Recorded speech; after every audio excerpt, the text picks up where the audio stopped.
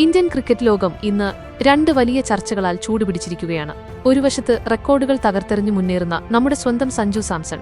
പക്ഷേ സഞ്ജുവിന്റെ ഈ മിന്നും പ്രകടനത്തെ അംഗീകരിക്കാൻ മടിക്കുന്ന ക്രിക്കറ്റ് ഇതിഹാസം കപിൽ ദേവ്. എന്തുകൊണ്ടാണ് കപിൽ ദേവ് ഇത്തരമൊരു വിവാദ നിലപാട് സ്വീകരിച്ചത്? വാങ്കഡയിൽ ഇംഗ്ലണ്ടിനെ നേരിടുമ്പോൾ സഞ്ജുവിന് ബാറ്റുകൊണ്ട് മറുപടി നൽകാൻ കഴിയുമോ? അതോടൊപ്പം തന്നെ ഇന്ത്യൻ ആരാധകരെ ആവേശത്തിലാഴ്ത്തുന്ന മറ്റൊരു ബ്രേക്കിംഗ് ന്യൂസ് കൂടി ഇപ്പോൾ പുറത്തുവരുന്നുണ്ട്.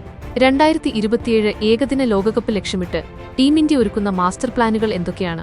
വിരാട് കോഹ്ലിയും രോഹിത് ശർമ്മയും ടെസ്റ്റിൽ നിന്നും T20യിൽ നിന്നും വിരമിച്ചെങ്കിലും ഏകദിനത്തിൽ അവർക്കായി BCCI ഒരുക്കുന്ന സർപ്രൈസ് എന്താണ്?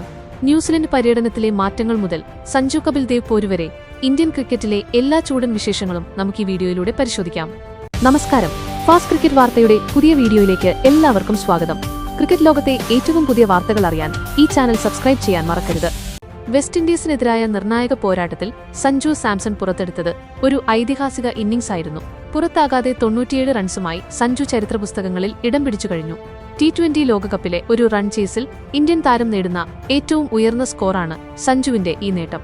ഇതിഹാസ താരം വിരാട് കോഹ്ലി 2 തവണ നേടിയ 82 റൺസ് എന്ന റെക്കോർഡാണ് സഞ്ജു ഇവിടെ തകർത്തത്. കൂടാതെ T20 ലോകകപ്പ് ചരിത്രത്തിലെ തന്നെ ഏറ്റവും വലിയ റൺ ചേസ് വിജയങ്ങളിലൊന്നായി ഇത് മാറി. IPLലോ അന്താരാഷ്ട്ര T20യിലോ ഓപ്പണറായി ഇറങ്ങി സഞ്ജു ഒരു റൺ ചേസിൽ പുറത്താകാതെ നിൽക്കുന്നത് ഇത് ആദ്യമായാണ്. എന്നാൽ കൊൽക്കത്തയിലെ ഈ ആവേശകരമായ വിജയത്തിനു ശേഷം ടീം ഇന്ത്യയെ അഭിനന്ദിച്ച മുൻ നായകൻ കപിൽ ദേവ് സഞ്ജുവിന്റെ വ്യക്തിപരമായ പ്രകടനത്തെക്കുറിച്ചുള്ള ചോദ്യങ്ങളോട് മുഖം തിരിക്കുകയായിരുന്നു. PGTI ഗോൾഫ് ലീഗിന്റെ വാർത്താസമ്മേളനത്തിലാണ് കപിൽ ദേവ് തന്റെ നിലപാട് വ്യക്തമാക്കിയത്.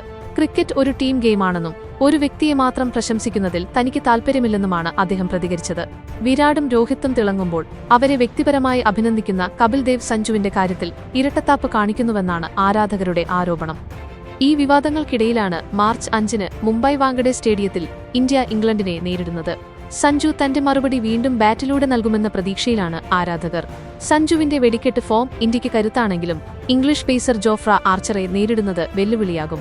സഞ്ജുവിനെ ആർച്ചർ മുൻപ് 3 തവണ പുറത്താക്കിയിട്ടുണ്ട്. വാങ്കഡയിൽ ആദ്യം ബാറ്റ് ചെയ്യുന്നവർക്ക് ശരാശരി 177 റൺസാണ് സ്കോർ ചെയ്യാൻ കഴിയുന്നത്. എന്നാൽ രാത്രിയിലെ മഞ്ഞുവീഴ്ച രണ്ടാമത് ബാറ്റ് ചെയ്യുന്നവർക്കും ഗുണകരമായേക്കാം. T20 ലോകകപ്പ് സെമിഫൈനലിലേക്ക് ഇന്ത്യ കടന്നതോടെ മറ്റൊരു കിരീടനേട്ടം കൂടി പ്രതീക്ഷിച്ചിരിക്കുകയാണ് ഇന്ത്യൻ ആരാധകർ. 2024 T20 ലോകകപ്പ് ചാമ്പ്യന്മാരായ ഇന്ത്യ സെമിയിൽ ഇംഗ്ലണ്ടിനെ നേരിടും. സെമിയിൽ ജയിച്ചാൽ ഫൈനലിൽ ന്യൂസിലൻഡ് ദക്ഷിണാഫ്രിക്ക ടീമിലെ വിജയിയെയായിരിക്കും ഇന്ത്യ നേരിടേണ്ടിവരിക. അതിനിടെ 2027 ഏകദിന ലോകകപ്പ് മുന്നിൽ കണ്ടുകൊണ്ടുള്ള ഒരുക്കങ്ങളും ടീം ഇന്ത്യ നടത്തുന്നുണ്ട്.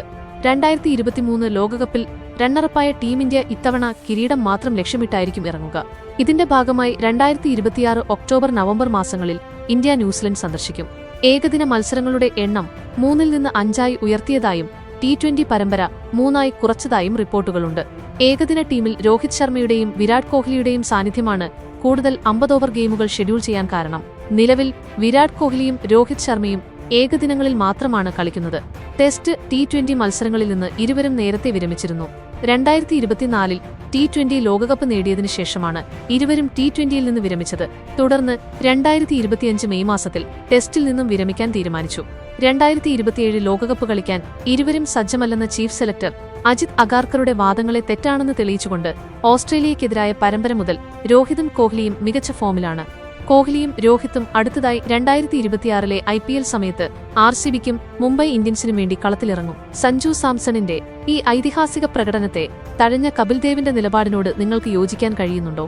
അതോ ക്രിക്കറ്റ് വെറുമൊരു ടീം ഗെയിം മാത്രമാണെന്ന വാദത്തിലാണോ നിങ്ങൾ ഉറച്ചു നിൽക്കുന്നത്? വിരാടും രോഹിത്തും ഏകദിനത്തിൽ തിരിച്ചുവരുന്നത് ടീം ഇന്ത്യക്ക് 2027 ലോകകപ്പിൽ ഗുണകരമാകുമോ? നിങ്ങളുടെ അഭിപ്രായങ്ങൾ എന്തുതന്നെയായാലും അത് താഴെ കമന്റ് ബോക്സിൽ രേഖപ്പെടുത്താൻ മറക്കരുത്. വീഡിയോ ഇഷ്ടപ്പെട്ടാൽ ലൈക്ക് ചെയ്യാനും ഷെയർ ചെയ്യാനും മറക്കരുത്.